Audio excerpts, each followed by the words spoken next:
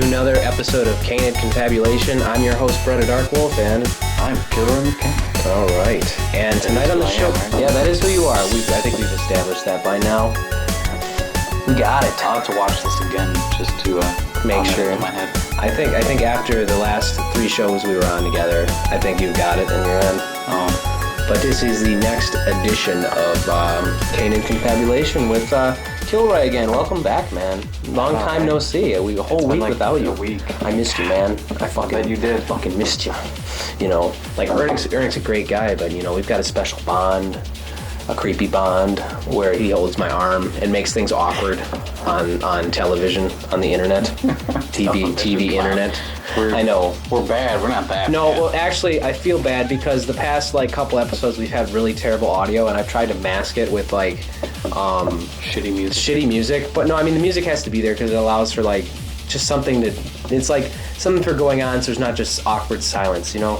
It allows for the mind to constantly be stimulated. No, it's so much more enjoyable. No. But see, now I decided, fuck the mic. We're not even using it anymore. I wanted to just have a reason to use it, but now we've got a quality. Actually, I just like having the mic there. I'm like, I really wanted to use the equipment I had, but really, this device I'm using makes it sound much better, in my opinion. Yeah. So, no, I think it's better too. But did anything new happen to you in the last 2 weeks? Because I haven't. No one's really seen you since then. So. Well, I work a lot. Well, less now than before, but I know, still. I heard about that reduction in hours or whatever. Yeah. They hired somebody else or something. Blah blah blah. Shitty work things. No, not a whole lot. Pokemon came out, so I'm probably not. Yeah, Pokemon X and Y came out today.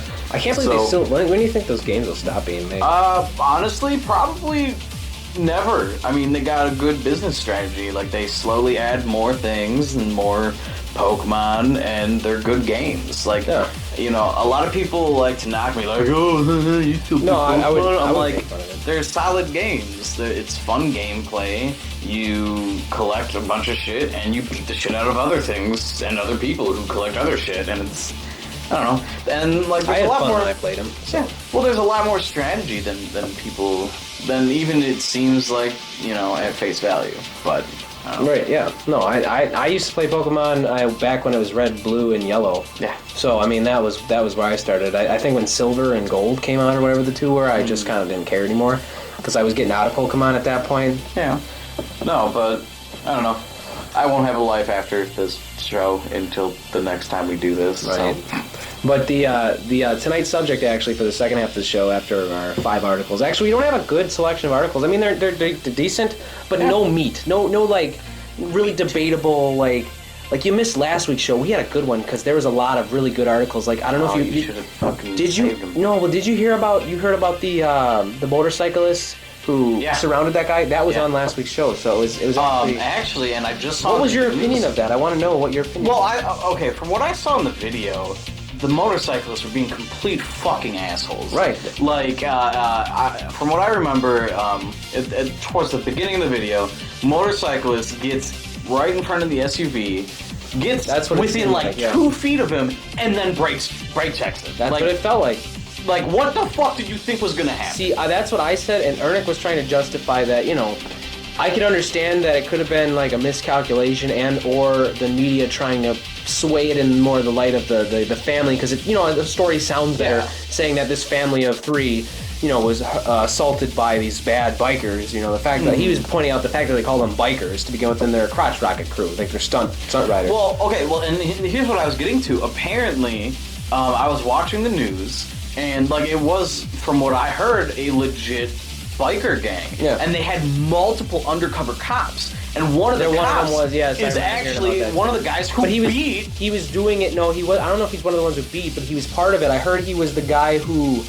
He was there for drug enforcement. There were probably some kind of drug issues. That's Possibly. what I heard. No, at least one of the officers, because according to the news article, or the news just earlier this morning, I think it was on Good Morning America or some fucking shit like that. One of the guys who was involved in the actual beating of the driver was an undercover cop. Oh, so it did come out with that then. Yeah. Proven. Okay, that's fucked up. That's what I was saying. That's a lot of messed up. And then he could just back it up with That's like almost Stockholm syndrome. Like the guy was there for so long, he started to like just get into their culture and everything about it. But Possibly, that's weird. Yeah. No, but it just the entire situation was fucked up. Yeah, everything was that whole thing was messed up. It was. Honestly, I do believe it was a lot of his mistake on his part for reacting the way he did. But at the same time, you're gonna panic in a situation like that. Exactly. Like I mean, that's what it comes down to. Is it's one guy. He has his wife and, from what I heard, kid in the car with him, and your vehicle is being surrounded by about 50 other people. I mean, that's a scary thing. Like. And not to play the whole racist card, but he was an Asian driver and a lot of cars around. I didn't know any of that. I wanted to. Sorry, everyone. I'm sorry. Yeah, I don't know. This man over here needs 2 drinks. I'm a bigger guy. You are no. Honestly, though, I know you. We delayed the beginning. I had to charge the camera a little bit before we started, so we had to get things going. But yeah. Decent show tonight. I wanted to get your opinion on that because I know you were itching to voice your side too.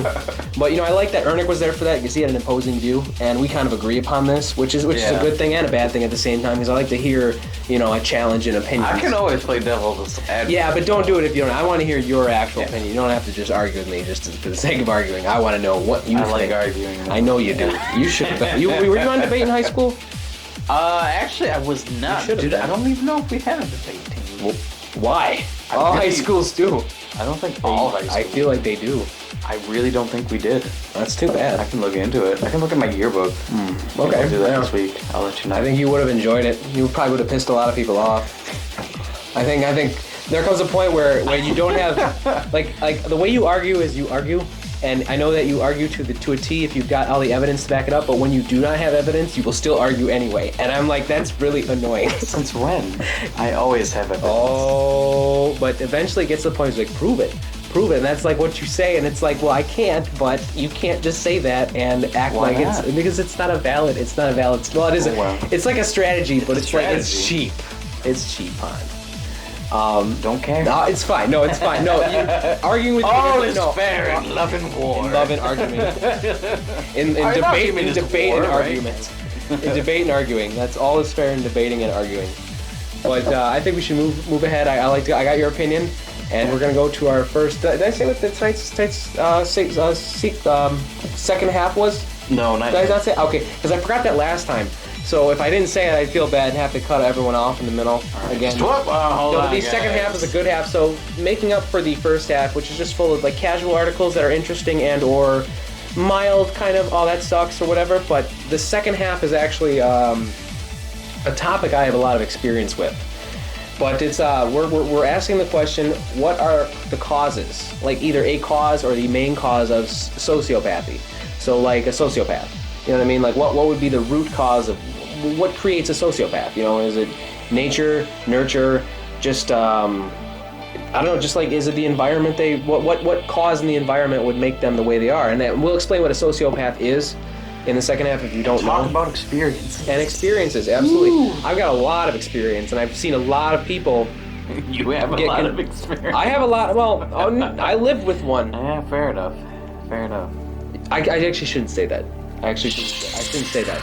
I shouldn't say that because that references things. But I have. They're watching. They might be. Actually, they would be. They would be watching, truthfully. But I'll just give you that. Wow. I've lived with one. That's all you need to know. I won't reference anyone or names, but I've known several sociopaths, but I've lived with one. But yes, moving forward, not backward, moving forward, just like Toyota, but with brakes.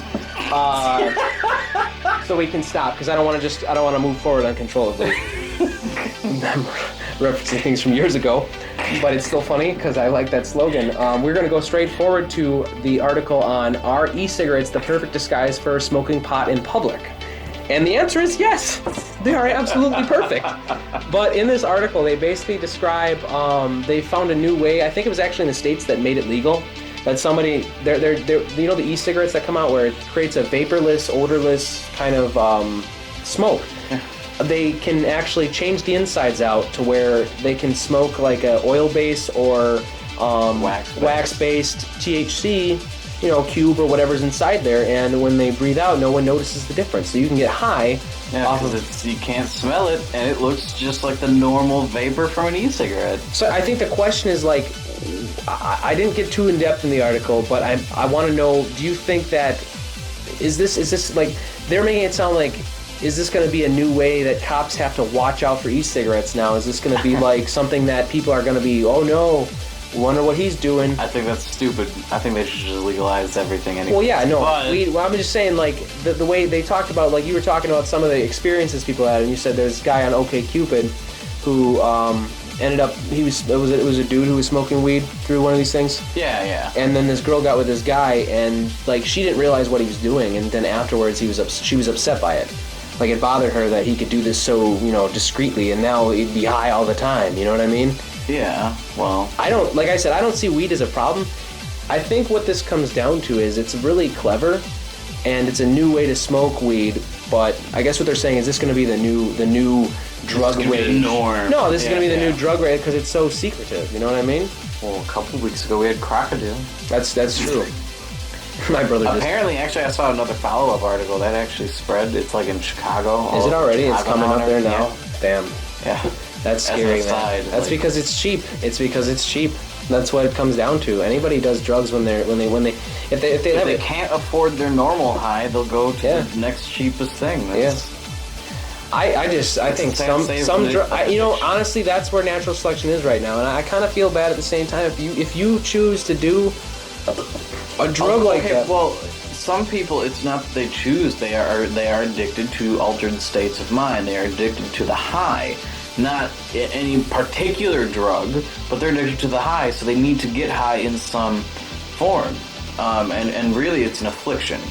Right, so... for some people. Yeah, I understand that. I just, honestly, where I stand with this article, it just goes into different scenarios about people smoking this new form of, like, just through the e-cigarette, a new form of way of smoking weed. Like, it's basically like a vaporizer, but, the... Portable, yeah. It's genius. It's genius. I like it. I'd sign me up. It's genius, but I just think that I think what really needs to happen. I mean, this article just brings this up. I just wanted to brush over it. We don't need to go in depth because it's not. It's just kind of an interesting thing. I think that's kind of cool, but I don't know. I think marijuana really should be looked into more thoroughly and realize that it's not that dangerous of a drug. And I think that it needs to come down to, I mean, if people are doing it this often, if you really talk to most people, they've at least tried it and they don't think it's dangerous, or they're doing it all the time, or occasionally, you know what I mean? Like, it's not that harmful of a drug. Actually, another thing the article brings up, and I totally didn't even realize, because I didn't really think about it, is that e-cigarettes in general, like, there's a lot of laws being passed against them now because it's not actually tobacco. Mm-hmm. So in most places right now, a minor can go and purchase one, and it's perfectly legal. I never actually thought about that. Yeah. That's amazing that I had no idea that they could do that. Yeah, well, it's not tobacco, it's the nicotine. That's all it is, nicotine. I smoked one of those, I think one of my buddies had an e-cig, but the thing was, like, had a super high percentage of nicotine in it, and that thing was harsh on my lungs. Like, even the nicotine. Well, those are gonna be. It's gonna feel harsher on the lungs because it's actually like water vapors and everything. Okay. It's not like your normal cigarette. This article actually, you said it reminds you of that, but it also reminds me of people smoking alcohol now too. Yeah. That's the thing that's coming. Nobody believed that actually worked, and then they confirmed. I remember somebody I knew was saying, no, that's not real, and I said, I think it actually is.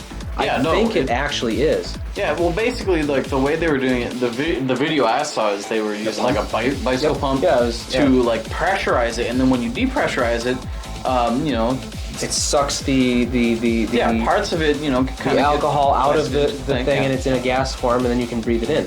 Yeah. But one of my friends was actually trying to say that, no, he's probably just getting mostly carbon and CO2 or whatever, and not so much, like, the alcohol. He's actually getting, like, high off the less oxygen to his brain. And I said, I'm not entirely sure. Like, partially, maybe. They've actually, and there's another thing I saw in the news. Like, they've had small studies done.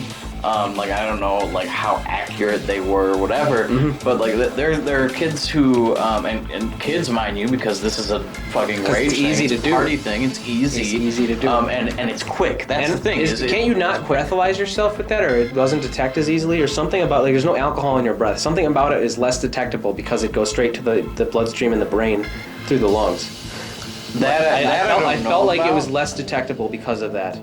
I don't know. That I don't know about because, I mean, if it's in your blood system, I just think you wouldn't smell it. Just like with vodka, when people mix vodka with certain things, and you have less like maybe if you breathalyze someone, it might show up.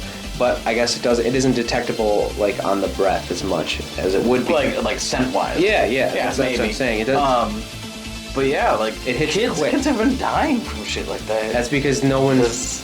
They basically inhale. You know, I'm not gonna. Well, it's a concentration. They don't know how much they're actually getting. That's the problem. Yeah. You never really know, like when something's and the other thing is because it happens so quickly. You don't know where your limit is with it. You know, dangerous stuff. I just think that, like I said, I think that certain things. I just think education is the most important thing. If you want to save lives, if you want to save lives, you need to educate yourself. Cheers. Traditional drinking. If you want to save lives, just promote education. You know what I mean? Like, I think that's the best way to go about it. Don't make certain things... Actual education, not misinformation. I mean, that whole drug war... Because when you lie to someone, why would they trust you? Then they're going to want to try it, right? I mean, it's just like that's human nature. Yeah, right. You know what I'm saying? Like that's why Irwin's a great website, because it really tells you everything you need to know. It says if you're going to do this drug, do it this way. And it's the safest way possible, no matter how addictive it is. And that's the drug half of the show. We talk about drugs, I think, a little too much, but honestly, I think that's too much or just enough. Just enough, probably just enough. I think it's brought up maybe at least occasionally, just maybe an article every couple weeks, or whenever I'm just like, whenever drugs. Fuck yeah. No. Well, we're gonna move on now. I think we talked about drugs. Drugs leads to graffiti. It leads to people being creative. That's what drugs lead to.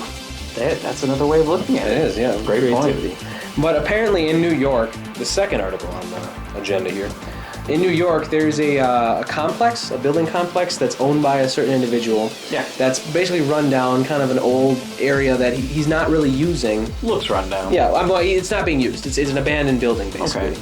And he's using, and people have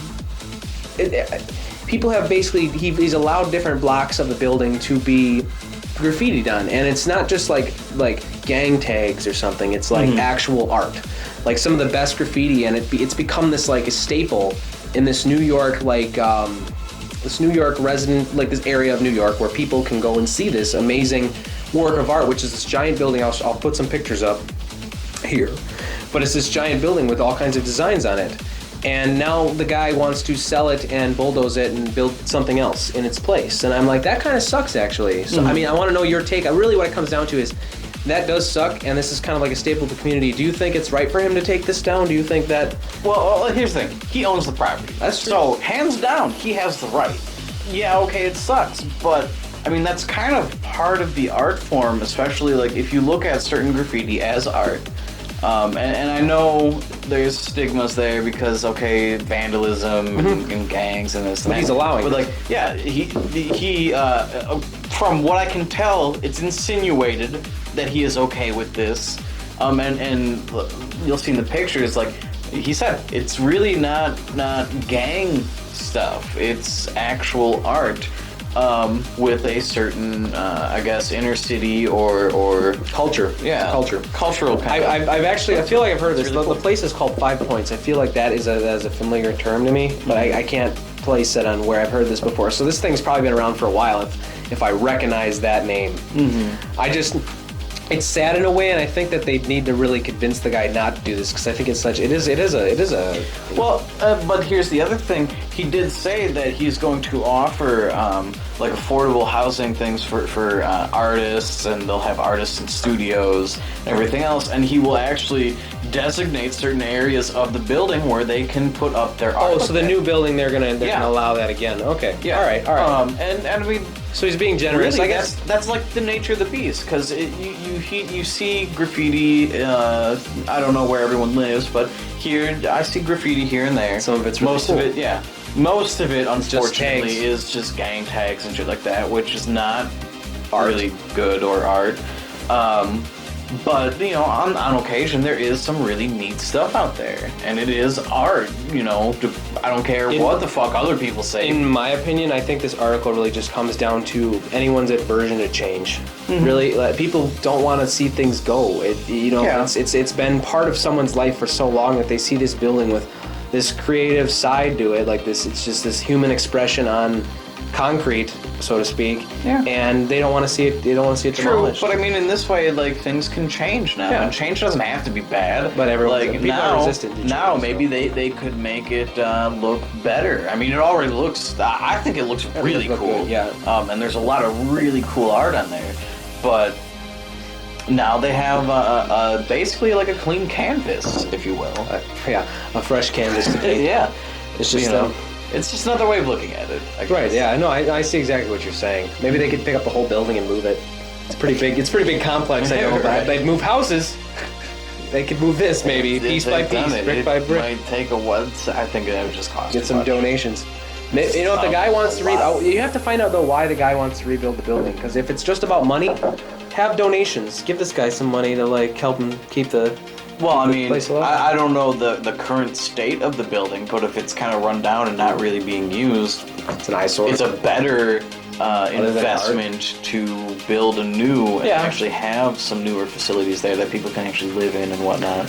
I just think people appreciate that it's like this in such. It's probably not a good. I don't know. I don't really know the area of New York that they're referring to, but maybe it's not a nice neighborhood. So I really don't know. And maybe it's like the brightness in the community that's like, hey, this is like the good in people that still exist. This is the creativity and the life that exists in this area. And I guess maybe is emotional to some people to see that go. It's like their last little hope that people are still good. You know? Well, that's the only way I can view it. I'm just trying to relate to somebody who lives in a completely different world than I live in. So But I mean, that's an interesting article. I just wanted to add it in there. It's not really. I just wanted to know your opinion on if you thought it should be bulldozed, and you are along lines with the guy. It's his stuff. He can do it, you know, and he's gonna start again. And I think it's fine. Yeah, he can do it. Yeah. But next article, actually, I've seen posted a couple times now. I saw the article on Yahoo, and a friend actually posted it on Facebook, and I was like, this keeps coming up so much, and that's that. Are you hungover? Did you drink too much last night, like I did? Yeah, that was a mistake. Did. No, I tried it out. I didn't end up with like a bad hangover. It was just like I knew I drank too much when my brain started hurting. So it felt like constant brain freeze. It really did. I can't imagine that. No, it wasn't overly painful. It just felt like this is probably really unhealthy because I decided to have a drinking game while I watched Fritz the Cat. I don't know if you've seen that movie, but it's a hilarious. Oh man, you gotta see the whole thing. It's just a statement. The whole movie is a great statement, and it's a furry movie. Are you kidding me? They have an orgy in the bathtub pond. A whole bunch of random. Do I care about orgies? Because it's hilarious. It's fucking hilarious. It's furries having an orgy in a bathtub. I can go on any furry website and probably see this. You can see a lot worse things on furry websites. Yes, you're right though. But aside from all that, seeking a cure for a hangover is the title of the article. Scientists say Sprite. I think it was scientists in China, or I think it was China. China. Pretty sure. And they basically came down to say that something in the Sprite itself caused like your metabolism to break down the alcohol faster and help you get over your hangover. Well, from what I was reading, it was the Sprite basically stopped a certain chemical. ALD. It inhibits ALDH. Sorry, I fucking tongue-tied here. ALDH, reducing acetaldehyde removal, whatever that means. The science terms, man. I'm not a fucking scientist here. But, I don't know, it was interesting because they never actually, there's not enough studies done. I think it was just this one little location. Well, yeah, it was one study that was done, and now the rest of the science world is just like, all right, who wants to replicate this? Because, in science you have to go up against peer reviews and replicate the findings and stuff like that. But why Sprite? That's the real question. Why is it Sprite? Like, what about, like, Squirt? Or some other form of... Sure. Like, that's why I'm curious is why Sprite out of all of them? Is it the lemon lime, or is it something different about the chemical composition of Sprite compared to Coke? Or a dark soda? Like, I honestly don't know why Sprite would be better out of all of them. You know what I mean? Like, I hear ginger ale helps an upset stomach, but that's really the ginger in it. You know what I mean? It's not so much the fact that it's got the whatever's in soda. I don't actually know the chemicals that are in soda, but I don't know.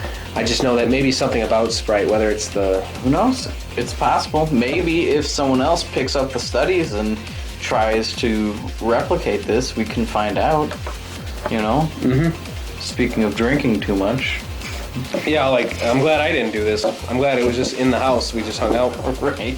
But apparently a Montana woman got so drunk that she decided that she wasn't able to get out of her vehicle, so she called 911 to say, hey, I'm too drunk, I cannot leave my car. And the funniest part about this article was not only did she have 2 DUIs, but she called the cops, they came, and then she still got a DUI just because she was in her car. In her car, but the keys were in her pocket. They were in her pocket. Yeah, but she wasn't driving it. She wasn't driving it. The intention could have been there, and that's kind of... Yeah, I just think it's a little unfair, though. It's just funny, though, because I can imagine that... I'd love to hear the 911 call.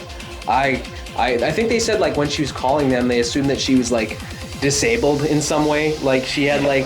She had some kind of disorder where she couldn't get out of her car, and they were like, well, what's your issue? And she's like, I am too drunk. And yeah. I was like... They asked her, is this a mechanical issue, or is this a medical issue? I'm too drunk. Like, I can't imagine being that drunk that you can't open a door. Or to actually ask, knowing that you have 2 DUIs, to call 911 to say, hey, I need the police here to get me out of my car.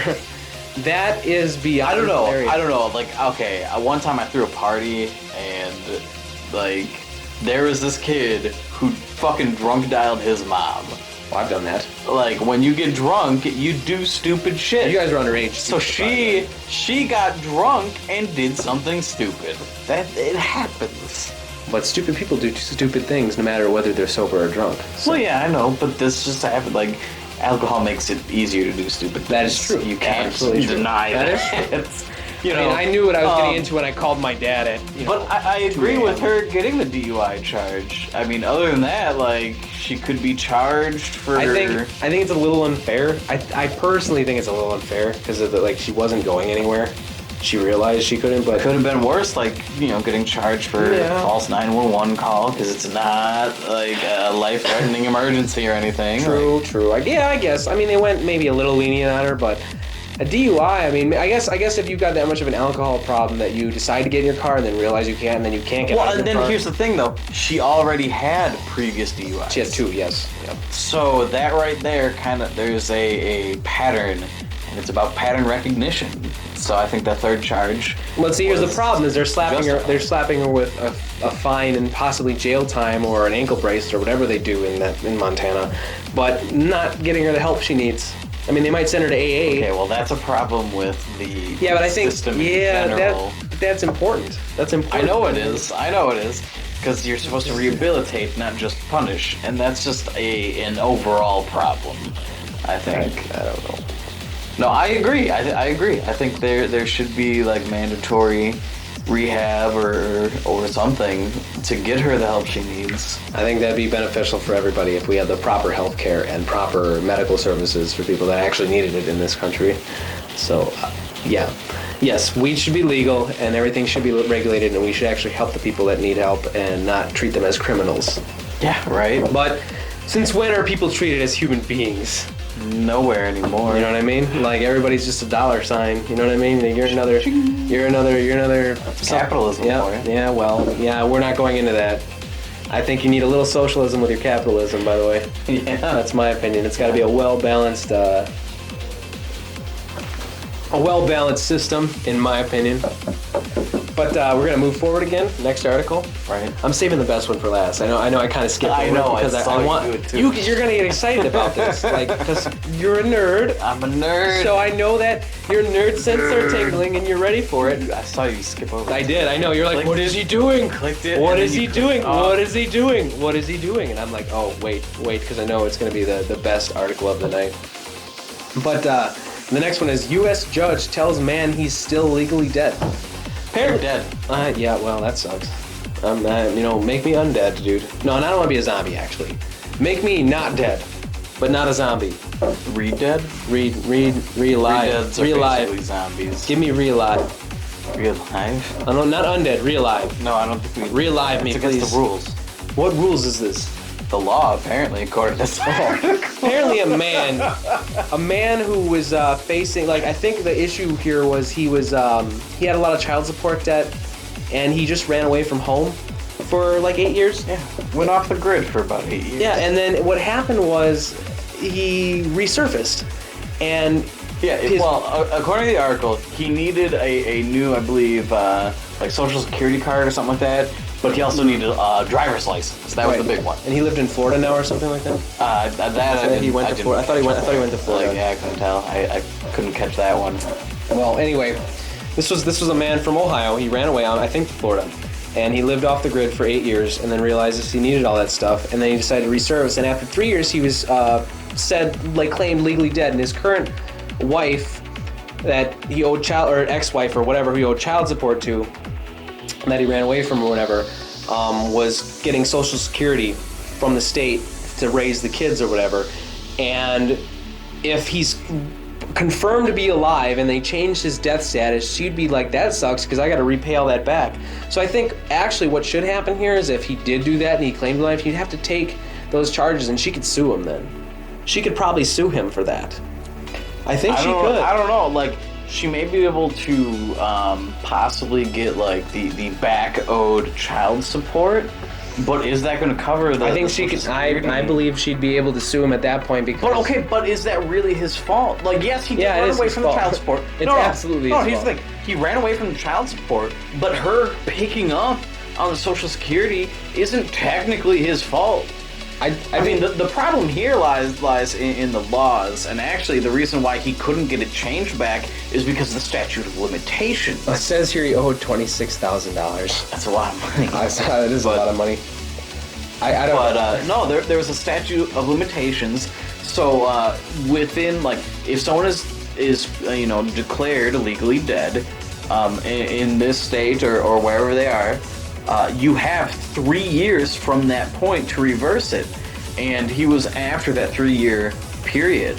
So by law, it cannot be changed. I think the way I feel it is, yes, I think he did wrong, and I think that she should sue him. I think she'd be able to at that point. For what? Because she shouldn't have to pay that back. It should be his fault. He should have to pay it back. Well, I feel that he should pay the child support back, but again, because the state declared him dead, and there wasn't a body or anything else, like...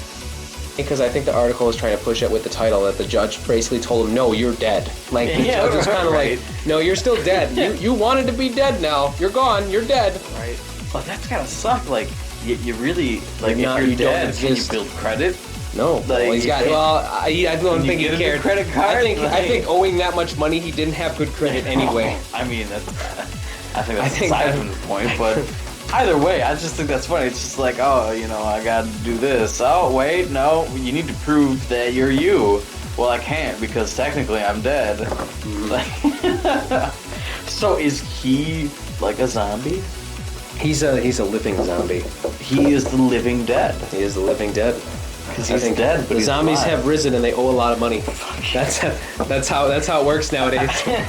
Everyone's in debt, even the zombies. Oh shit! If you're in debt, you're a zombie. Yep.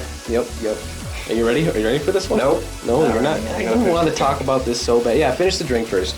I don't want to finish mine. I always time it up at the end of the half, and we're getting there, so you're gonna have to make this one quick. You've got about 7 minutes. I know. Bring it. I know. But the next article I think is the most interesting. It's tech-related in a way. And that is the U.S. Army seeks Iron Man, in quotes, armor for commandos.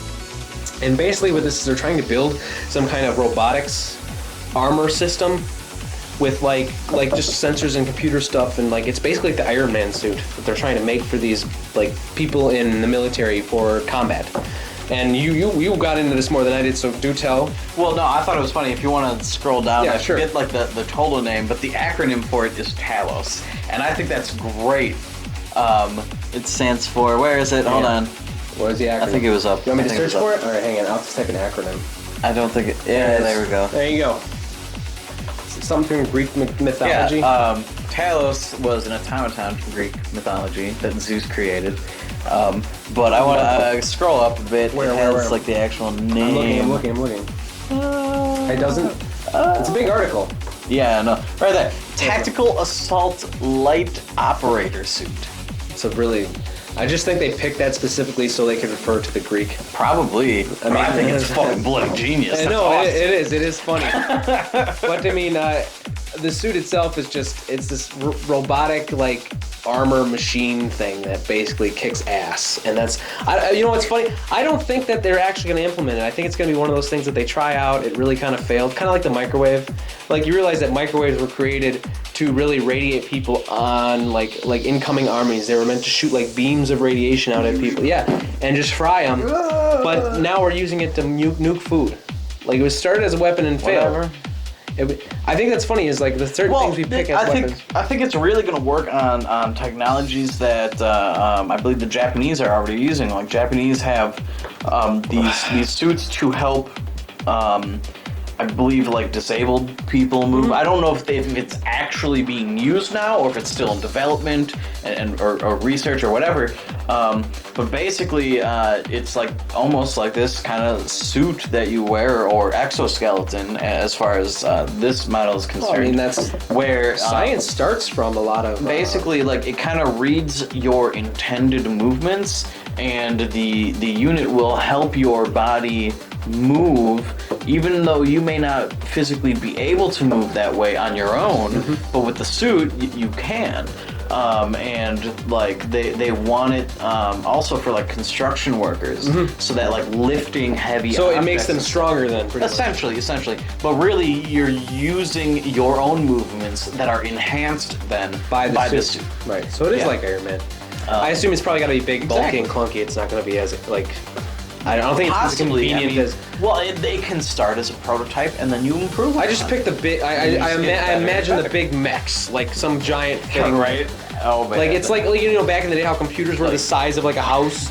Like now we've got these suits. Computes, like, some very simple algorithms. These suits are going to be like the fucking ginormous things, and this guy's trying to control us, and, like, another 100 years from now, we'll be laughing at how terrible that was at the time. But I don't know. Maybe this is one of those ideas that they're trying to implement, and it might be scrapped. I just think it's interesting because it's always how science works and how, like, technology gets created. It's from just an idea that was through science fiction. You know what I mean? Like, that's how it works. It's just it's an idea that starts as science fiction that becomes science fact. Yeah. And that's cool. Other things with this suit, though, is, like, they want to try and make it bulletproof. I think that's pretty neat. I mean, I think any weapons of war, in my opinion, I think war is just shitty, stupid, but it's a necessary evil in our it's ingrained into our biology, Pond. That's iffy. It's ingrained into our biology. We're going to have to. We just have to deal with things more respectively and responsibly. I just think that the technology itself is cool. You know, absolutely. And apparently they want, like, very complex computers built into it and everything. And, like, communication devices, life monitoring systems, like the whole nine. And I think that's really cool. Just from a technological standpoint. It is a really creative idea, but like I said, I think it's just interesting how stuff starts out from science fiction. One of their problems, though, is funding. Well, yeah, I find amusing. I mean, they have to make sure people are on board with this. Like, it's like, oh, you want to do what? That was that. I see that movie. Actually, like further on, toward the end of the article, they mentioned that because of the technological aspects, other people or industries are looking into it, not just for military purposes, because just like I said, the technology involved is really cool, and you know, it can be improved upon. It's an improvement of what we have and everything else. Well, you might as well try. I just think, like, well, then you have to ask the question. This is another. How much is this going to cost? Really? A lot. Because you think about it, like, we're already talking about enough tax dollars going to military funding. You know what I mean? Do we need more for a mecha suit? You know what I mean? Like, we need less. I mean, yes, it's a crazy cool idea, but it's like, hey, we need more toys when we should be worrying about the debt. Like, it just shows the human culture as a whole is very still kid-like. We all think, like, we want toys. Ooh, shiny. Let's just use that credit card some more. Just charge it, right? Or no, my parents will take care of it. My parents will, your daddy's China will take care of it. They'll forgive that. I don't think it works quite like that. No, they have already. I don't think it works quite like that. But I finished my drink, and you know what that means? That means you need to finish your drink. I know, we can't. Yeah, we can't. I'm China. Finish your fucking drink so we can... Yeah, you fucking Chinese... we're going to... That is... Wow. You said it! God. Shut up! Shut up! Oh my No, God. you laugh. Alright, well, fine. Whatever. Wow. Anyway, You're terrible. I hope we didn't have any Asian... You know what? I'm sorry. I won't ever do that You're again. just offending all of our viewers away. You called me Chinese. Do I look Chinese at all? You don't still look Chinese. To be Chinese? I think you do. I really don't think you do. Okay. Well, yeah. Well, if you're What if you are an Anglo-Saxon male who's born in China, then yes, you are Chinese, I guess. That really fucked a guy up at work, actually. Who I told him, I said, what about a white person who's born in Africa? Is he an African American who moves here? And fucking James looks at me and he goes, like his head cocks out. He goes, he wanted to say yeah, but he's like, he knows what an African American is. So and I'm just like, just saying. And James kind of like looked at me really confused, and that was the funniest look I got at him. Like I was like, yeah, I just blew your mind. But finish your drink, man. You gotta finish your beer. We're gonna go to the second half here soon, and we got another Joe somebody. We'll get to find out what's in his mouth today. I'm curious as to what is in Joe's mouth because every time is a new interesting item. I still think the cereal and alcohol. Bad idea. Yeah. Really bad idea. I think Although I admit, one of these days I think I might try it with rumchata and well, tell him that it's better. Cinnamon Toast Crunch. Tell him that that's a better idea because it tastes the rumchata tastes already like Cinnamon Toast Crunch. Right. So then you just put it with Cinnamon Toast Crunch and hopefully it'll just taste like Cinnamon Toast Crunch. It just sounds like the best part. I know it sounds like a terrible idea, and it is a terrible idea, but I'm still gonna try it. Is alcohol in your body? No. You're telling me this after I had a huge excess. I shouldn't even be drinking now, but whatever. I had to do it for the show. Drink more. Finish your drink. We have to go. I know. I'm burping now. You have so little left. You're the one who wanted 2 drinks, buddy. You're like, I had to have 2 because we started late. And I'm like, I'm sorry, but that's how it works. But we are moving forward. No, you don't do that. You don't do that now, buddy. And that's we will be back after the break.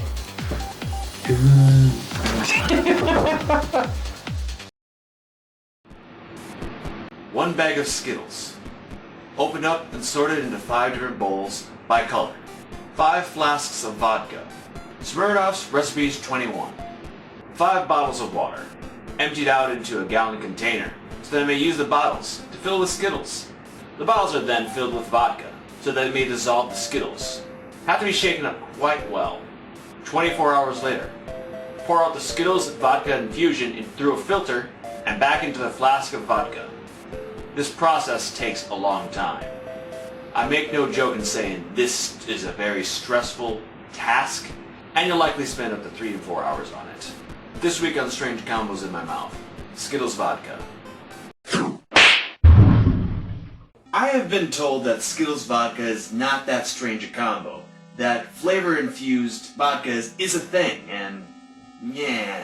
However, this is fairly new to me, and I think it's more of an internet thing and not really a mainstream thing. And as soon as something is mainstream, it's not strange anymore. So, yeah? But yeah, Skittles Vodka. This is a thing that's going on, and it's getting some steam and all that. So get in on it while it's hot, otherwise, this will just become a novelty. And really, it kind of is. Roy G. Biv Rainbow. It's really all about the color and the novelty of drinking something that was made from candy. That's flavored in a way. I mean, who doesn't like Skittles? But the idea today is to taste the rainbow and give my thoughts on the matter. And, I already tried a bit of this with my friend, and it's some pretty strong stuff, I'm gonna say. I'm a lightweight, so let's just see how I take it. First, we're gonna try the R. Cherry, or strawberry, or whatever the R flavor is for Skittles. It's got a strong smell to it. Bob's up.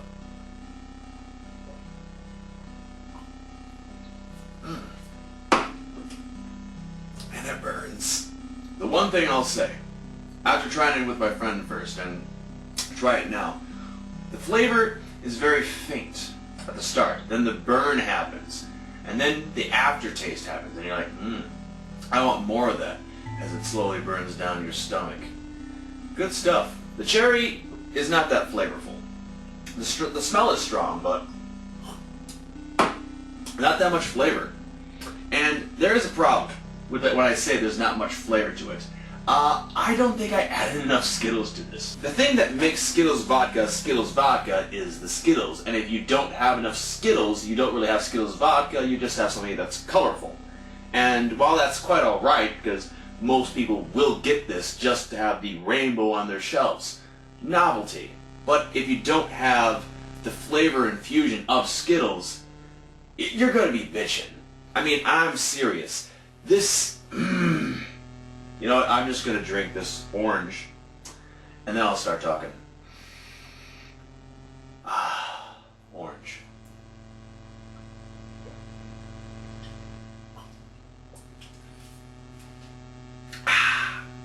The orange has more flavor, and I like it more. It's a very soft, refreshing taste. And it's calming, because quite literally, Skittles vodka is not really worth the effort. Now, I may say that just because I messed up on the Skittle recipe, but if you mess up the Skittles, you're going to be bitching, because this takes forever to make. The filtration process of this thing is horrendous, and you'll just be sitting down for a while, and I guess it would be worth it if it was a paid project and all, and you're doing this for a friend, and I just did this for a project of my own. So, anyone out there want Skittles vodka? You pay the money to get the vodka, and I'll make it for you. It's only a little under $40 to get 5 flasks of vodka, and I'll go through the process of making it happen. Mind you, I'm going to have to make a larger investment for the sloshing devices to mix them all up and all that, because plastic bottles, you don't want to reuse them over and over, I think. You're better off just getting glass bottles to mix them up and make things happen. Yeah, I guess we got to keep going and all that. Lemon. A little bit sourness of lemon right there. That is pretty good and tasty. This stuff will get you drunk. It'll be delicious and sweet, like good flavor infused vodka should be.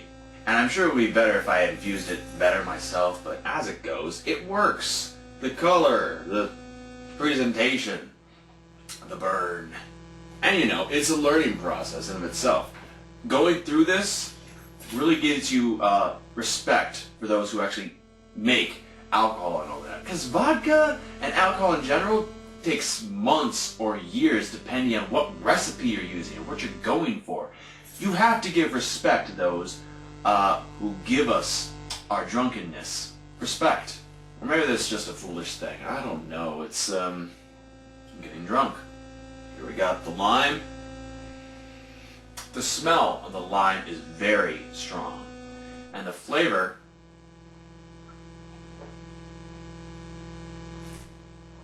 The aftertaste and the flavor of it is the strongest as well. Of course, I'm saying that before trying the grape, but I'm drunk.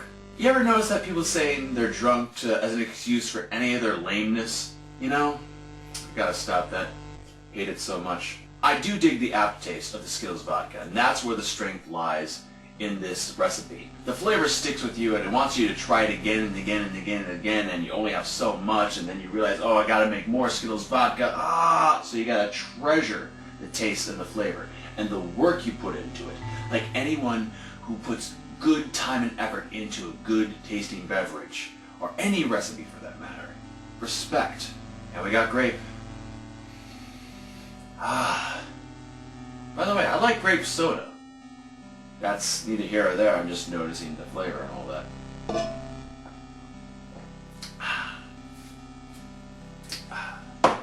I was lying about the lime. It's the strongest noticeable flavor and the greatest smell. I do love grape though. Skittles vodka. Taste the rainbow, Roy G. Biv, what have you. It is a novelty item, I feel. But it's a good novelty item.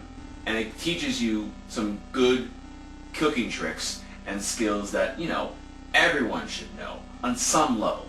do it once, because I don't see myself doing this again, but I enjoy the experience of making it and sharing it and telling people, yeah, I made Skittles vodka. You know, go me. You're one of the cool guys and all that. Excuse me. For something that gets you drunk, it is worthwhile. You will get drunk on this Skittles vodka, and you'll notice the flavor, it'll be tasty, yeah. And if you get the recipe right, even better. Enjoy making your own Skittles vodka. I don't know if this is an official thing by any sort of company yet, so hook up with your friends who are willing to put forth with the effort to making this stuff, because goddamn, this is such a bother. Though if you're willing to pay me, I'll do it again. Just saying. A little under $40 is all you need to invest, and I'll make the rest for you. Granted, you know, there'll be labor costs. Yeah. I should look into that. This is likely going to turn into another This Is Me Drunk video. As it goes. Yay, gayness. Hello, ladies and gentlemen. Welcome back to the second half of the show. And we are going to talk about sociopaths. Are you ready for this? Nope. You need to be drunk. You got loaded up. Double fisting. Double down. Yeah, but I mean, like, you got a beer Actually, and a liquor. This is probably like a triple shot. Triple shot. Oh, man. Put a lot of vodka. And I'm drinking light tonight because of my last night. So, lots and lots of rum and whiskey. Two things that probably really shouldn't be mixed, even. Well, so far tonight, I've had beer, more beer, Jaeger, rum, whiskey, and now vodka. Just a Jaeger and 2 beers. I think that's where I'm at, right? Why, Jaeger and 2 beers? Is that where we're, no, yeah, we had 1 shot of whiskey. And the whiskey. Forgot about that. I should finish the Jameson. Just finish it. I'll do it. No, I'm doing it. Nope. My turn. I'll fucking run out there right now and do No, it. don't do it. I'm finishing my whiskey, buddy. But the question, that'd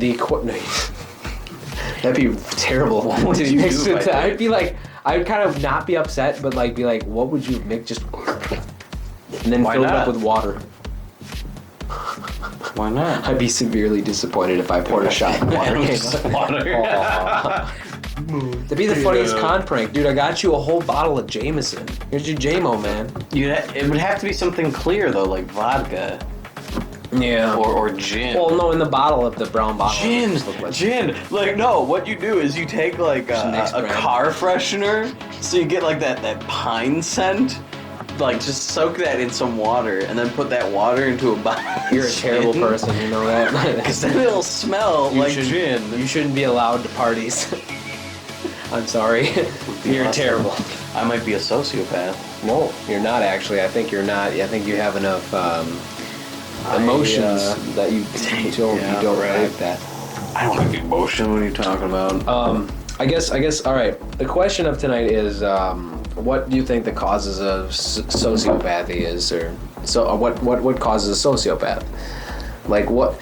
I should go into what a sociopath is first, and I guess a sociopath. There's 2 versions. Like you can call a sociopath as a form of a psychopath, and like when people think of a psychopath, they think of a killer, right? They think of somebody who's like a mass murderer, somebody who has no emotion, no empathy. They just care about their own personal. Dahmer, John Wayne Gacy, and they're all perfect examples, but they're extreme cases. And I was told there are 2 types of sociopaths.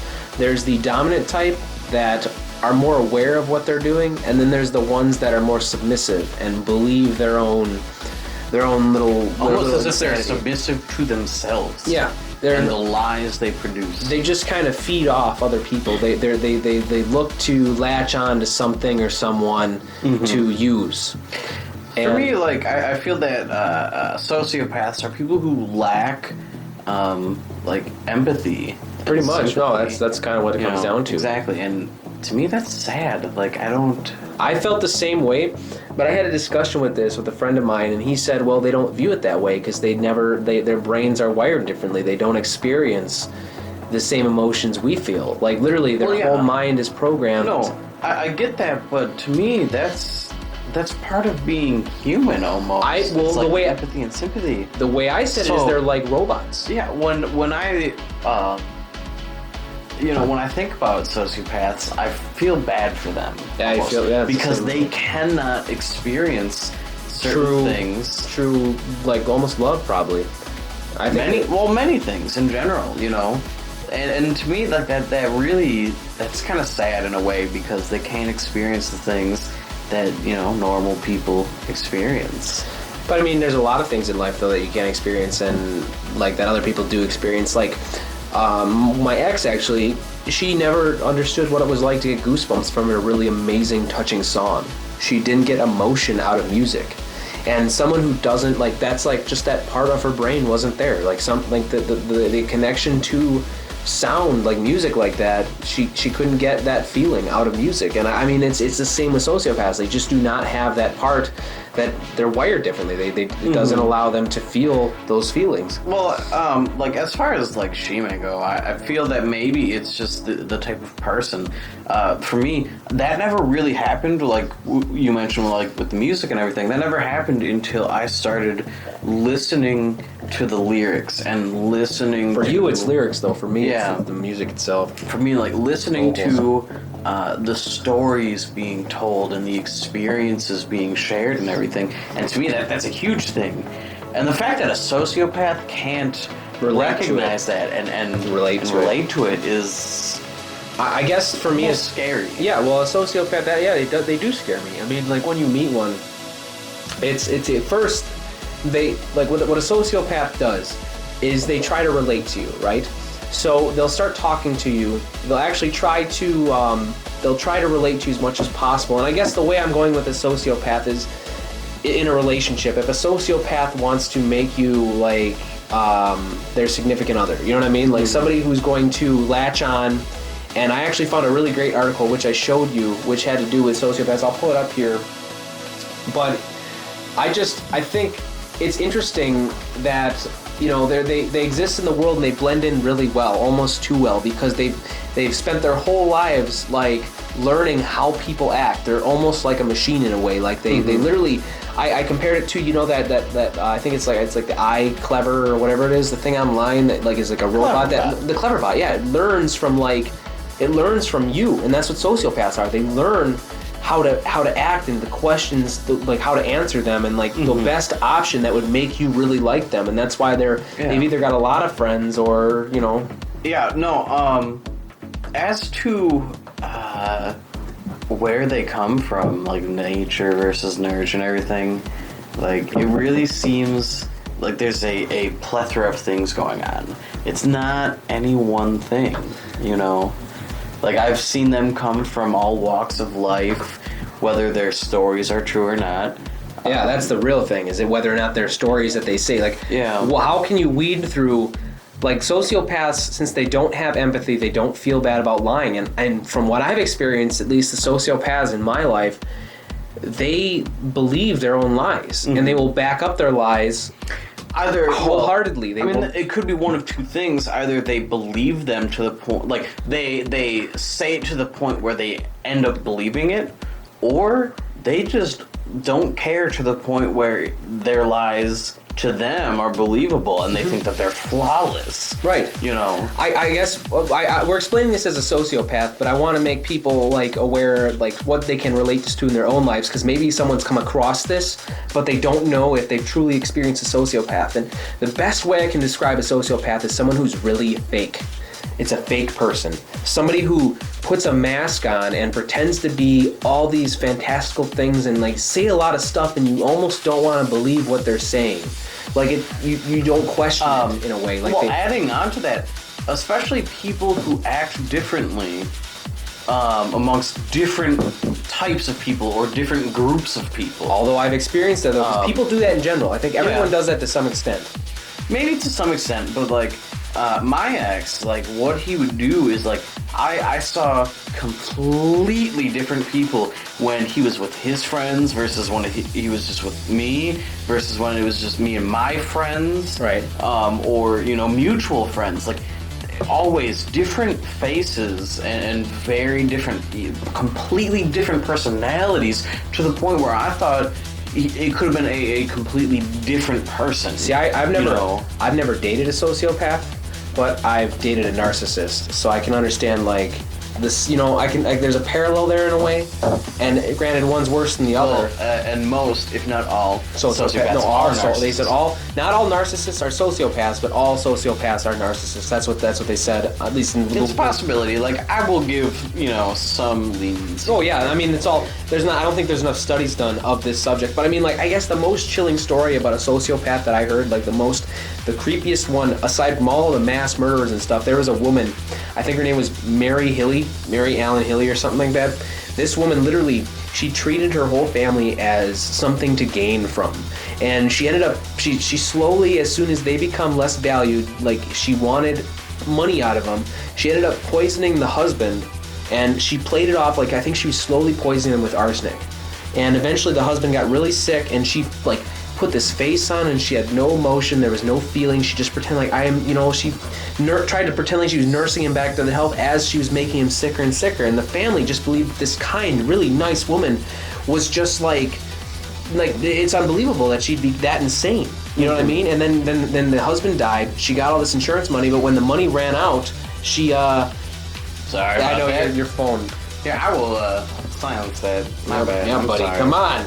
Come Right? on, No, you're I live thought and you. I thought it was silent. Yeah, that's what you get for being on break. It must have been all those objects in Joe's mouth that really confused you. No. Please don't make that noise ever again. No, but back to Mary Hilly, it was, seriously, like, I saw this first on Unsolved Mysteries, and they had a whole episode about sociopaths, and they talked about, like, Adolf Hitler and all the serial killers that you heard about. And it's really interesting in that their mind works to feed off of everyone else's emotions, and they learn from people. Like they're almost like an alien life form learning the person for the first time. Mm-hmm. And like you don't want to believe that people, just because of your empathy, you believe their lies. You believe everything they tell you because you trust that what they're saying is true. And it's a scary thing. You have to know when to recognize. And I guess that's where this article I found comes in. It tells you what to watch for if you have a sociopath that's preying on you, and they prey on the weak. Not so much the weak, I guess. They prey honestly, what it seems like to me is they prey on people who are almost the vulnerable. Exact opposite of them. They're vulnerable. They can't, like they lack empathy and sympathy. And compassion. I think compassion is a big one. So they're playing on the people that are more compassionate. Exactly. Yeah. Well, it makes sense. They're like Well, that's the thing. Here's the thing. They always play the victim. All right. So people who are empathetic or sympathetic or compassionate are going to be like, oh, you are this poor, almost tortured soul. And I can be everything you want to be. Yeah. The best way I can describe it is when I posted a status about this recently on Facebook, as lame as that sounds, but the way I came to terms with it, I said a sociopath who loves you, or a sociopath who loves you, just all they want, it's really tragic in a way, all they want to do is share their own little mind universe with you, and just you, that's all. They will isolate you from everyone else because they want to keep you to themselves. And it might be love in a way, but is it real love, or is it like... No, like, I agree with that to an extent, because, like, my ex, it seemed like anytime...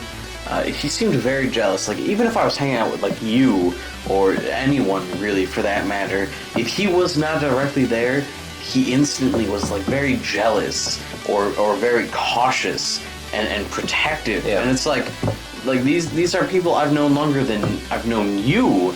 These are some of my best friends. Why are you so cautious? Like, I trust these people with my fucking life, and always very protective, and seemingly wanted to isolate me from all of my friends. Because it makes him feel safe then. Yeah. And I guess I was just poisoned by the affection.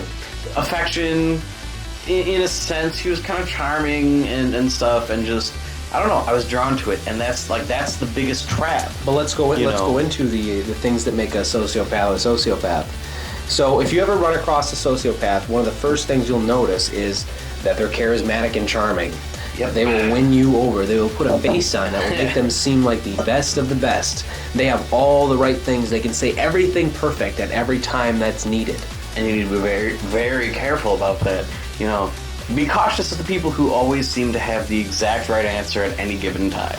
And usually the things they say aren't really questionable. Like they sound like untruthful or whatever they like the things that they talk about, but there's no way to actually prove them wrong. Yeah, it's stuff that you can't prove nor disprove. Right. So you just kind of no in between. You just kind of accept it, and you may say it sounds off, but at the same time, because they're so confident about what they say in their charismatic and charmingness, that you believe it. You believe it. You want to believe them. They sound so truthful when they say it. Actually, that's the thing right there. Is what they say it in such a way where you want to believe it, and because you want to believe it, you're more you just do it anyway. You just inclined to believe it. And that's a scary thing. They literally almost have control at that point, and that's what's scary is they hook you. Well, that's what they want to do. Hook, line, and sinker. Next thing you have to watch out for is a lot of sociopaths are superficial, very superficial. No, I especially with my ex, I noticed that. I don't know why, really. Like, looking back on it, I was really fucking stupid. But, well, you were young. It was your first real, actual love. Not even? No? I wouldn't say that. Like, I think there was a previous one, but I'm not going to get into that now. Yeah, no. But, no, it was, I don't know. Like, I was looking for the attention. He gave the attention. And, like, that's how they get you. You know, they feed on what you want, and because they give of you who what they are, they give it to you. Yeah. Like, you know, and most people are going to see that as a good thing, you know. And I guess that's why someone I know who's actually controlled by a socio, that he is so comfortable in his world because she allowed him into this fake universe, but at the same time, now he's trapped. He's in her cage. But like going along the lines he's his pet. Of the superficial thing. Well, yeah, that's one of the things I noticed. Like the superficial. Like I always noticed that he wanted to almost put me up on like put me up on a pedestal or on a shelf, as if I were like a trophy or something to show off. You know. And you felt this early in the beginning, like it was not very early. It was actually pointed out to me. And after it was pointed out, I noticed it here and there. And, like, because of the situation, I wanted to deny it. So I actively denied it. And I shouldn't have done that. Mm-hmm. But, you know... Well, you don't want to believe that the life you created was all a lie. Yeah, exactly. I mean, it's hard to...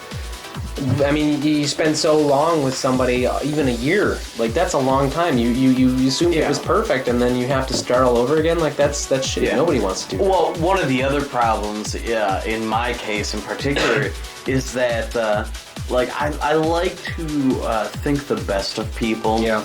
You know? So I didn't want to believe that things were one way or another. I want to believe the best and bring out the best in people. So I gave him the benefit of the doubt. And I think I did it a bit too much. I should have at some point just said no, that enough is enough, and been done with it. But clearly I didn't. Right. And that was kind of stupid of me, but hindsight is 20/20. Yeah, it always is. That's how it works. And I'm glad I've had my friends because I avoided a sociopath recently. So yes, you did. I think that I had actually a lot of dumb luck at the same time, but then I realized what was going on and I saved myself from that. And I'm glad. I'm very glad because I do not want to be locked inside someone's little box. Right. You know what I mean? Well, and one of the first things when you were talking to me about this person, one of the first things was how interested she was into you. You know, and that, like, to me, that was I actually, the funniest part was I kept telling her, I said, I referred to it actually as researching. I said, you're researching me. Like, I felt like I was a specimen under the microscope. You're under the microscope. Exactly. And the way she described it was, I was just an interesting book that you couldn't put down. And it sounds flattering, but at the same time, it's kind of scary. And that's the thing, they want to be flattered. Yeah, I know. But yeah, no, like I said, I told you, be cautious. Because it was like maybe a day or two that you had been talking, and she was all about like nothing, just talk about everything, and all about you. And like I told you, you know, be cautious. Well, you know, when someone scratches you under the chin the right way, it's kind of hard not to do that. You know what I mean? Like it's stop. You really got to have a lot of willpower for that. But the next thing on the list is lack of connection to one's past, like their past, like they won't tell you about. Usually most sociopaths, they don't have long-term relationships. A lot of their friends that they currently have, maybe haven't been there for a very long time. They've only known them for a couple years. Yeah. No real close friends. Yeah, no, actually, this is one of the things, like, for me, that was something I didn't realize until much later in the relationship. And anytime he did talk about his past, like, it was almost 50-50 on stuff that was believable and stuff that wasn't. You couldn't tell him because, like, you didn't want to deny it at that point because it was his life and not yours. It was like, well, I don't know. I mean, maybe... Yeah. And, like, okay, being in a romantic relationship and everything, I didn't want to be the dick and be like, call him out on everything, you know? Because if I would have... I mean, I guess it may have been better for everything in the long run if I would have called him out on it. You didn't want to cause trouble. Nobody wants to fucking cause trouble. That was partially it. At the other time, part of me wanted to believe it, you know? And maybe that's where my flaw or my mistake was. I don't know. It's really, it's shitty and interesting. And then the next thing is they have a huge ego. Yep. Yeah, and what's funny is the girl that I was talking to actually didn't have that big of an ego. She really didn't talk all that much about herself and how good she was at anything. She wanted to hear mostly about me, so that really didn't apply for at least my scenario. Well, I think with the huge ego thing, they play it both ways. Where it's convenient, they will seem to have like a little ego or small self-esteem. You know, when it's fitting to get you to trust them. Exactly. When it's fitting for them. So I believe the ego part changes depending on the situation. Okay. And that's what you need to be careful about. Right. In my opinion. No, yeah, it's completely understandable. But I don't know, with the ego thing, I know one person who has a huge ego, and I cannot really describe because I do not want to cause trouble. So I will just explain that. I know two people that have huge egos that are socios. One person who I didn't know long enough. Well, you are not a socio, but you do have a huge ego. I don't think I have that big of an ego. You're pointing at yourself and confirming you have the huge ego. But like here, the next one is actually what you were saying before, and that is that they play the victim. Yeah, they do. Always a victim. They want you to feel bad for them. They're preying on your empathy. That's one of the things. I noticed that way too late in my relationship. Way too late. You know, and someone pointed out, they're like, you know, you realize, like, they're never wrong. They're always, you know, like, they're never to blame. They always seem somebody to be else's the victim. Fault. Yeah, everything is always someone else's fault. And, like, at first, I was like, what? No, that's not the case. And then, like, at one point, I look back, I'm like, holy shit. Like, every instance, everything, anything that ever happened, you know, that was the case. They were always the victim. Yeah, the reason they're the way they are is because of other people. It's not their fault. And that should have been like the click. Well, I mean, it's making them seem more perfect than they actually are. Yeah, you know, and that should have been another huge warning sign. What I ignored. And you also said that the next one is they want to spend all their time with you. Yeah. It's like you are their world. And shower you with affection. Right, exactly. Give all the attention. I agree. And again, I guess in my relationship should have been another warning sign. I guess I didn't know about. I mean, the way what tipped me off about the person I knew is they wanted to drive all the way down from 100 miles away. You know what I mean? Like it was like they would for somebody they didn't even know, they really wanted to, you know, like it was like instantly. Like I barely knew you, and you wanted to. You know, it's almost as if they need to prove that they are who they say they are. That's a great point. That's probably what it is, actually. They're trying to prove to you, and that's the best way they can, is that I will do this, I will do anything for you. Yeah. And I'm like so new, and like it just, because I've had so much experience with this, it just set off all these warning signs, but at the same time, I'm sitting there going, I love the attention, like I love the affection, and it's just like, and you soak it up. I know that feeling now. I've never had that, and now that like I've experienced it, I think I'm more prepared. And I'm glad I have my friends, you know, to tell me otherwise. And you both, like you and Ernick, actually are the two that woke me up, you know. And that I appreciate that. I'm glad. And this holds true too. The next one would be sexual charisma and charm. or sexual charisma and magnetism. So like they talk up their sexual prowess. Yeah, like they are. I actually asked the person. We're good at sex. No. Well, I asked the person. I said after this was all coming to a close, I wanted to know. I said, how often do you do things by yourself? And they said 3 to 5 times a week. And I'm thinking like that's as much as I do. And I'm thinking most girls don't do that. Like, and I don't think they're lying when they say that. I just think normally girls have a lower sex drive than most guys do. And they actually said varies from person they to said that most sociopaths have a higher testosterone amount in their bodies. That's what it comes down to, is they have more Possibly. they have more T. No, apparently there's a study that I don't know where they got their sources from, but they are saying in this article that sociopaths have more testosterone, which would make them more of a dominant personality over a lot of people. That's interesting though, because like in my case, it was almost the opposite of that. And I'm wondering if it was just an act. They acted that Probably way was. because they felt that maybe I would be more drawn to that. Probably. I'm not quite sure. It's just so weird because in my head what I really want to know is if they truly believe this stuff. I truly want to know if they Well, really no, truly honestly, I believe. think it varies from person to person. You know, I don't want to necessarily blame the person for a lot of these things because they really don't. I don't think they choose to be this way. Mm-hmm. They really don't. And they feel that maybe this is how life is. My assumption was they assumed that everyone else thought they're the same way they did. So they're just acting on it to control. For a lot of them, but yes. that was confirmed. That was confirmed differently because the person I was talking to, I confronted with these facts. I confronted with the idea of this, and they still denied it anyway. And they didn't take any of this information. And I thought that was so weird. It was like a little science experiment for me because I got to actually test this.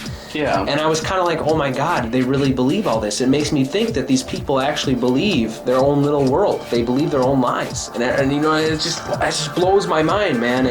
It was so weird, you know, like controlling and fake people. That's a scary thing because it usually screams sociopath. Yeah, no, It goes to the next thing, which would them being compulsive pathological liars. Somebody who makes stories up, stuff that sounds completely untruthful. Oh my God. And this is actually really funny. Just sound better. Just they want to sound better than they actually are. That, like, again, hindsight is 20/20, but like looking back on it, there were a couple cases where my ex would bring up certain things, and one of them was really interesting. Like, he told this, it wasn't a very elaborate story. It was just like this small I've little heard thing. ghost stories, so. Well, no, I'm actually talking about other things. Like, he had this story where he and a friend were at like X store or whatever, and like she suddenly like was on her period or whatever, and there was a mess made and all this and that. And this story was being told in a group of people, and not one, not two, but 3 people were like, yeah, I just read that on the website, text from last night or something like that. And he said, oh yeah, well, we put it up on there. And I, you know,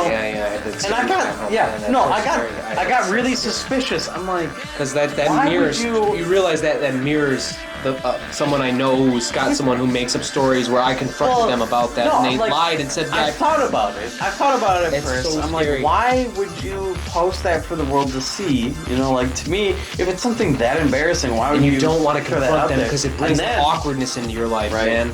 But then the other thing, like, I kind of did like the whole sleuth thing. I was You just did like, it anyway. Where's this person from? You know, and Other he side said- of the world, right? No. This person was from Wisconsin. Okay. Well, I then, you know, went on to the website to figure out like the area code that this text came from, because it's text from last night. They actually have the phone numbers listed and everything, you know, and it was like from an area code from like I want to say like California or something like this, and I, you know, kind of covertly asked him, I was like, did this person ever live in California or this or that? no, they were in Wisconsin, they were over here for a couple of years, and they came back, and now they're going to school here. And I was like, okay, well, that doesn't add up, because this area code is from a completely different fucking area. And that's, that feeling is you're gonna shut someone down for their lies, and it feels bad at the same time. Well, and that was the thing. But it was actually really funny because other people called him out on this. They're like, wait, we heard this on this website. And I thought that was really funny, and again, that should have been like another warning sign. I really wish I want to go into stories about like my real experience with a sociopath, but I can't because it's going to lead to problems if I do. There are so many fake stories, so many fakeness. I'd love to if I knew that it was safe, but there's no way I can tell if it's safe or not. Fair enough. I would love to. I really would. If anybody knows me personally, they probably know all the stories. But there's a lot of things. If you ever want to know, ask me. I will tell you the stories of my sociopath that I know that's completely gone and makes up all these lies that the only person who believes is the one that's controlled. Everyone else sees the lies now. You know what I mean? Yeah. But now I know what you mean. This fits into that, and that's they live like a parasite. Now, the next one, they leech, they're elite. That's actually, and this is another thing that was different with my case, is that it was kind of the opposite. Like, financially, it was like the exact opposite. For a number of years in the relationship, I was actually unemployed. Mm-hmm. Well, that's because they were trying to show you and shower you with affection. And right. Well, maybe. But that stage of life hadn't happened yet. Yeah. It hadn't gotten to that point. It didn't metamorphosize into that point, I guess. No, you never truly lived together. Yeah, and that was one of the things I was avoiding. That saved you. You realize that? I know it did. I know. And that's actually, I find it weird because I was so scared to live with him. Because I didn't know how he would react to, my way of life. Me, I'm honestly kind of an introvert. Yeah. So you need your space. I need my space. Like after this, I'm just gonna go home and either pass the fuck out, or I'm just going to close up into my own little area and just like zen. Like no one else. Not gonna talk to anyone. Yeah, and that's how I am. And like he almost wanted to smother me, almost literally, as bad as that sounds. But like with affection and with attention, and at times it became way too much. And mind you, he's a couple hundred miles away most of the time, and I still felt like that, And again, it should have been a warning sign. Well, I guess I am not the brightest bulb in the bunch. Here's one who's this is applied. No, you're bright. It's hard with all that affection, man. All that scratching under the chin. What you want. It's exactly you crave it. Yeah. But no, the next one applies in all three scenarios that I've experienced. Actually, I can say all four because I know somebody else, but all three that I've had real true experience with, and that is that they come on strong and move fast. They want in now. Yeah, no, that actually was very much the case with me. There you guys. We were talking for maybe three weeks online, I think, and then we met in person 2 times, I believe, before sex actually happened. Mm-hmm. And then from there it was like relationship. I don't know. Like looking back on it, it's just like, man, that just kind of happened. Like how the fuck? Yeah. Like, I should have known though. Like I was always worried because like one of the things was like we never really had anything in common. It felt like you did though because they made you believe you did in the beginning. But we never really actually did. Yeah. And I should have noticed that because like me, my big thing is I'm a gamer. I play video games. I play tabletop games like D&D and Munchkin and all this other shit. And he wasn't in. Like he said he was. He pretended, and I just like, I kind of looked at it. I'm like, no. Well, yeah, pretty maybe, much, but no. This pretty much applies to the fact that the next actually one would be that they appear to be your soulmate. They relate to you so well in the beginning at least, and try to keep playing that up. that you guys are a match. You're perfect. Everything is perfect. They have everything that you possibly want in common with one another. Yeah. And the person I was talking to online that was trying to move fast and get all this going, and we were just so the same. How perfect were we? And when I tried to break it off, they acted like, well, you're the best thing that's ever happened. And I don't, you know what I mean? And it just was like, it made you feel guilt. And I felt guilt for this. I felt the guilt. Well, that's one of the things, especially with my relationship, I really noticed it was like, and again, hindsight, I didn't notice this until later, you know, See, after I things kind of had did at the beginning, but I think that's only from my experience, man. Yeah, only because like for me, like I didn't realize how much he was guilting me into doing this or that, or essentially guilting me into believing this. See, the person who I know real well that has a sociopath, and they're actually married, he still has anxiety.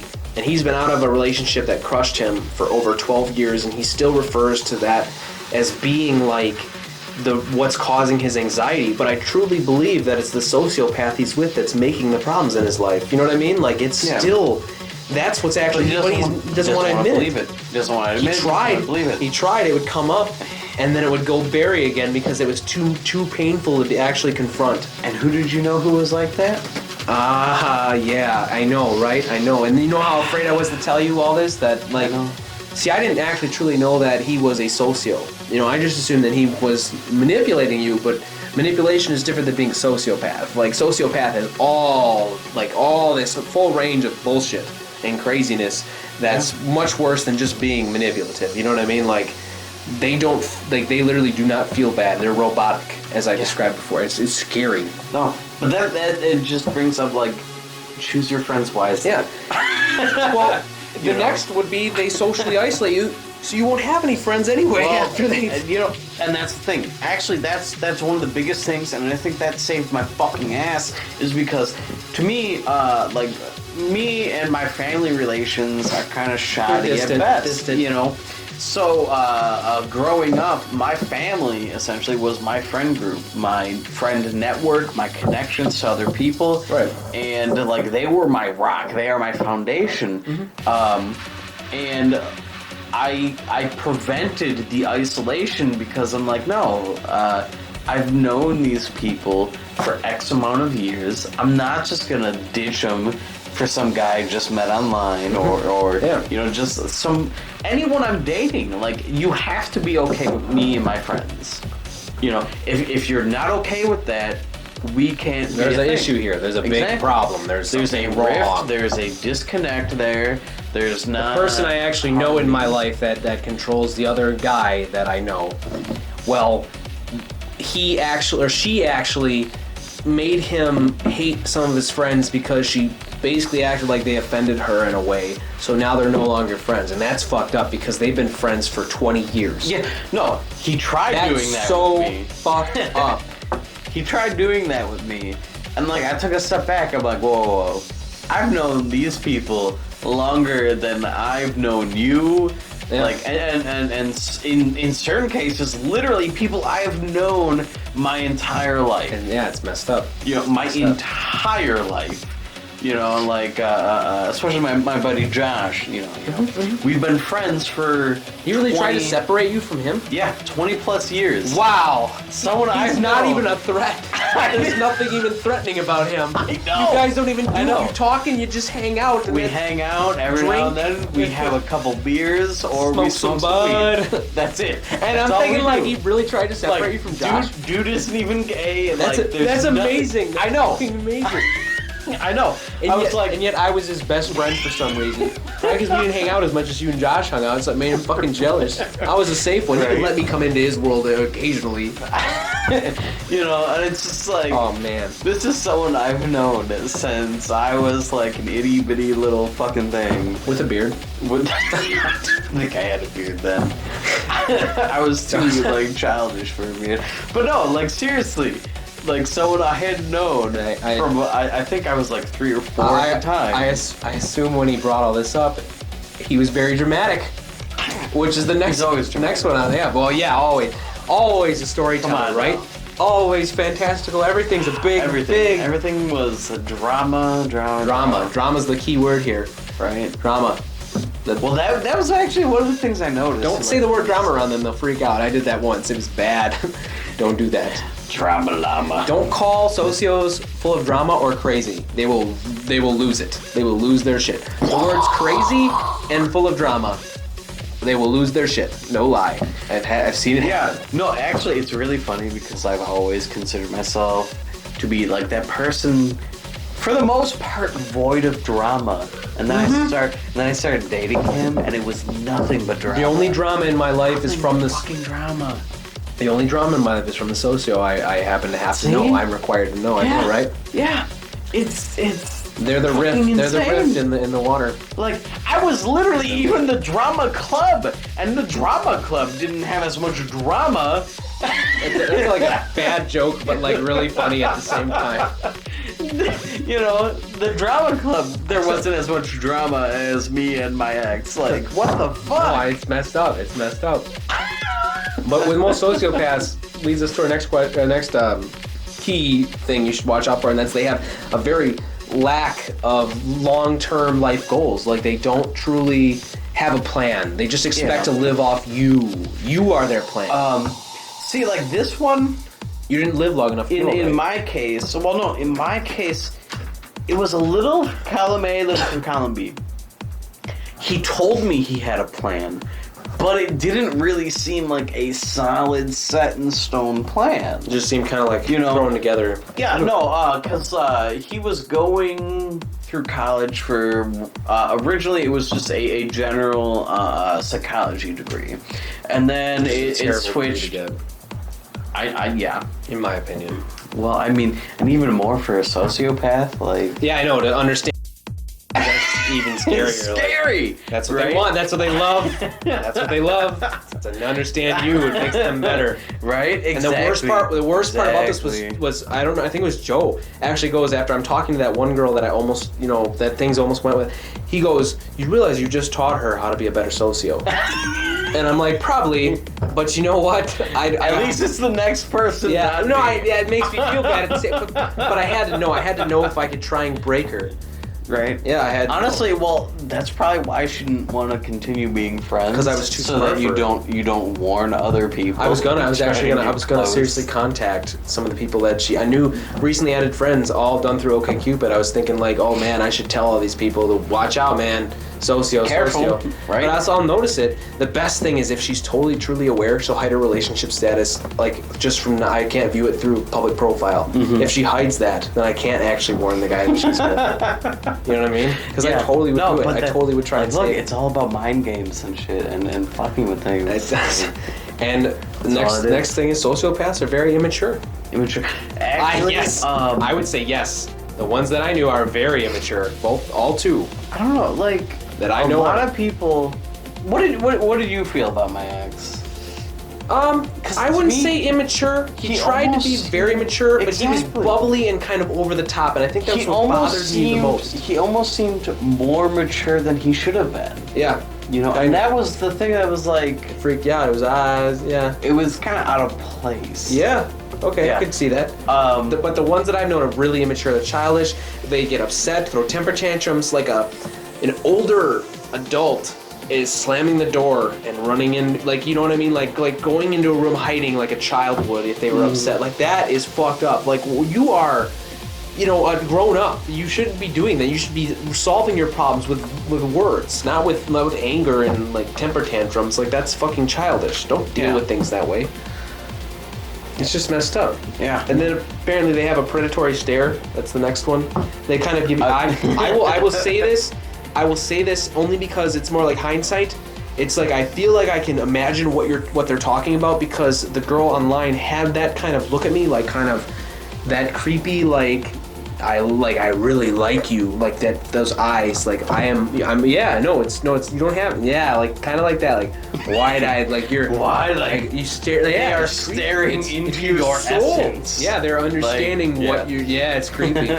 It gives you the chills, honestly, when you think about it.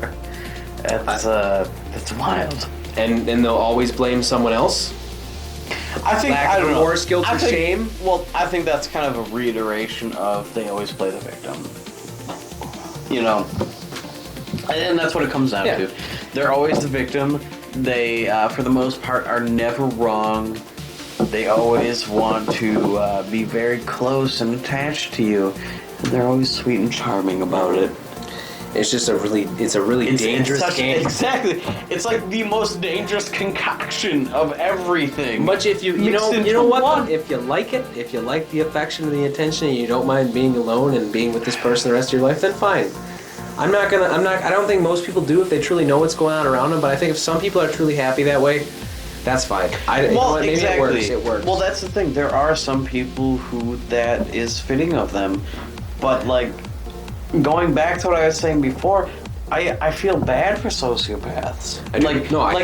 Honestly, like they literally won't truly experience what life is really about. Yeah. They can't experience the same things we experience. You know, and it's a sad thing. It's sad because they never. It's depressing. And it really upset me. Actually, I was more upset that my ex couldn't relate to music in that way that I do. I'm like, how could someone not get that emotional attachment? Like, the best part, I like to bring this up sometimes, but like the best part in Equilibrium was when that guy stops taking the drugs, the Prosium, which makes him like numb to feeling. When he starts feeling for the first time and he hears that Beethoven symphony or whatever's playing on the record player, and he gets it's like the first, like it's like experiencing like what life's about for the first time, just like fun and like feeling, and he's so drawn into it, he drops the snow globe and it crashes to the ground, and he starts crying.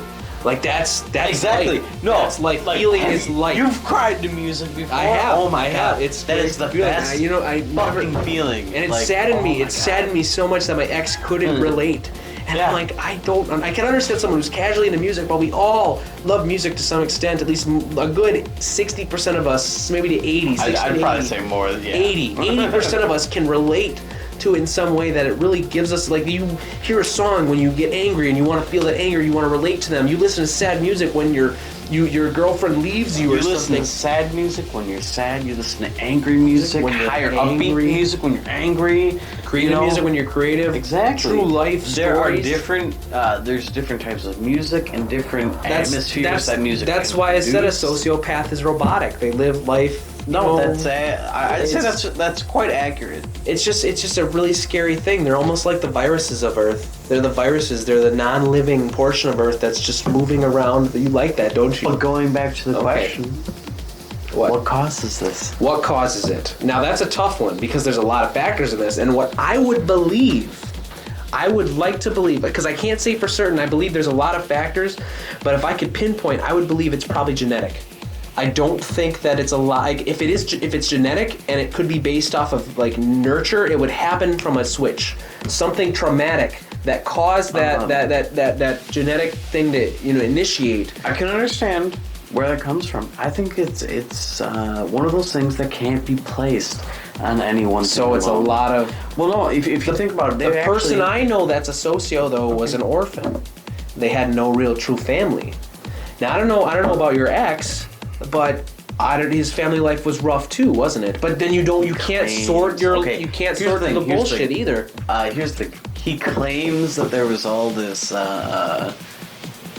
commotion and trauma and everything, but I didn't see it at all. You know, me and my dad are not on good terms. You're not close. We're not very close. He wants to be, but I think that you don't really want to because he's such. I don't think he understands what's upset put you. through and yeah. Exactly. Understand? Yeah. Whereas with my ex, he's said some absurd fucking shit. You know, I'll vouch for that one. I'll vouch for that. Well, one of the things that he has said is that his dad, when he was younger, shot him with a rifle. Now, see, why didn't you tell anyone this? Because it sounded too fucked up. You didn't want to even tell anyone this. I've never heard this. Well, at first, when I first heard it, I was just like, I don't know about that. That's kind of weird. Sounds made up. Well, at first, like the way he made it seem was it was like a BB gun or something like that. Yeah. Well, no, it wasn't a BB gun, and I actually heard different versions of it, and that's when I started thinking, I'm like, whoa, wait. And, when I originally heard it, it was insinuated that it was a BB gun. Because at the time, I actually had a pellet rifle. It's like basically, it's almost like a replica M16 that shoots like a little metal copper or it's like the ones at the BBs. fair. Yeah, kind of like that. Pump action, air, pneumatic fucking thing. And I had one of those, and he was all like about it. I don't even know what that means. But he didn't like it at all. And I was like, no, I like this. This is a fucking toy that I have. Like, I'm not going to fucking kill people with this. You pretty much can't. You can wound. You can wound. It'll sting a little bit. It might break the skin. Maybe. And then he started talking about how his dad shot him when he was a kid and this and that. I'm like, what? Wait, what? So the insinuation started when I first heard the story it was a BB gun, and then from there, I heard him tell the story to other friends, and it was like a 22 rifle, so like a low gauge, low power rifle. And then after that, I heard him tell the story another time, and it was a handgun, like a fucking Glock or something. Different, right? Yeah. And come to find out later from his mom that their family had never, ever even owned guns, because it was a huge argument between his mom and his dad on whether or not he should get a gun, because he was from nice. yeah, well, no, it was not that it wasn't bad, nice, but I mean, just it's just he was from the South, and he had guns growing up and everything else, and he wanted more guns to own, and wanted to go shooting and everything. Like, I don't know. And then just hearing all these different versions of the story and how all the different things change. Yeah, and just the variations in the thing. I guess what this episode right here comes down to is I just I want to know though. Do you believe it? You believe it's a lot of things? You don't have a specific pinpoint. You can say you don't believe it's nature or nurture or both, or to me, I'm gonna go. I say nature. I'm gonna go. Honestly, I'm gonna go more on the nurture side. Really? Okay. It's society as a whole. Look at our society. We live in a capitalist society. But I think sociopaths have existed for a long time, though. No, I think it's a part of the condition. But if you look at it, there are more sociopaths now. There's also more people. You can say that about gay people. There's more gay people now than there ever. Statistically speaking, the percentage-wise is about the same.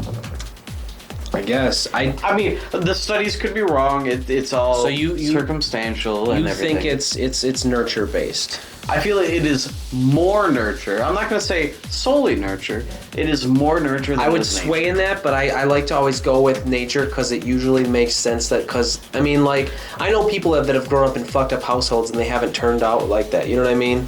So I think that if it is nature, it's because there's something programmed that gets switched on. And it could be a little bit of nurture, but really it comes down to nature, I think, in the long run. That's my opinion on the subject. I don't know. For me, I want to say it's more nurture than it is nature, because at least here in America, other societies, other cultures, I think it might be different. I don't know. Because I'm not in that. So one thing about sociopaths, because there's two types. There's the dominant ones and then the submissive ones. The submissive ones are like the ones who will leech off of relationships, but the dominant ones control companies. They run corporations. These people work their way up. They've actually have studies where this is scientifically proven where they can't empathize with people. Yeah. They can't sympathize with people. They can crush the competition and don't feel bad. Yeah. And I mean, it just makes sense. And it's just because they hold the power. For people like that, if they ever need anyone to listen to their problems, they have money to pay a therapist, they have this or that. They don't need to rely on a social structure to help them. Right, yeah. Whereas as working class, people like you or me, we need that. We need the social structure. We need a strong basis of I guess they live life in a different way. They get the best of things, the easiest, out of all of it. But do they really truly live life then? That's the real question. I think they miss out on a lot of what's out there. I mean, they're happy in their own mind worlds, but at the same time, happy, maybe. Well, I think they truly believe they're happy. They could be happy, and you know, they very well may be happy, but I think it's a different kind of happiness that other people may I guess the reason I picked this as a topic, but the point of this is I really want people to be aware that this exists, because I think my ex used to say when we would talk about the sociopaths, she would say, you guys use that term so loose, or so commonly, like so often, and I'm like, because it happens, it's very common. It's a very common thing. You really have to be careful of who you're associating with, because they might be using you and you might get brought down with them.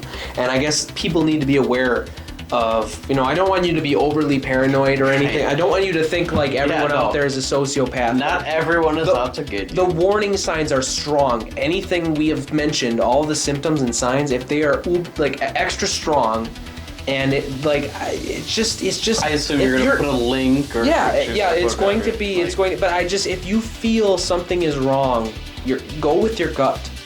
You really need to go with your instincts, because your instincts tell you a lot. That could be wrong. I mean, I went with my instincts, I've never had my instincts be wrong though.